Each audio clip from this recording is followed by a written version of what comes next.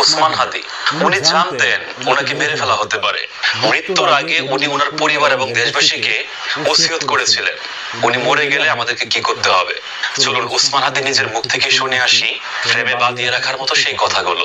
তার মানে কি আপনার জীবন ঝুঁকিতে আছে ভবিষ্যতে?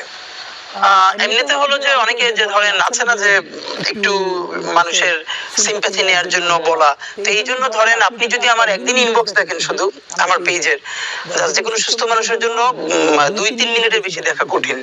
এখন যেটা হয়েছে ইভেন আমি আমার পরিবারকেও কাউকে দেখাই না যে, তো এরপরে ফোন আমি জিডিও করেছি শাহবাগ থানায়, অন্তত একদিনে 10টার বেশি নাম্বার থেকে সরাসরি হত্যার হুমকি দেওয়া হয়েছে, ভিন্ন ভিন্ন 10টা নাম্বার থেকে। সেই 10টা নাম্বার সহ শাহবাগ থানায় জিডি করেছি, এরপর থেকে আর এর কোনো ইমপ্রুভমেন্ট পাই নাই। তো এটা আপনারা আবার অনেকে মিডিয়া বলবে যে তাহলে আপনি জিডি করেন নাই কেন, এই জন্য করে রাখা। কিন্তু এই জিডি বা কোনো কিছু আমাদেরকে সুরক্ষা দেবে সেটা আমরা মনে করি না। যেই লড়াই আমরা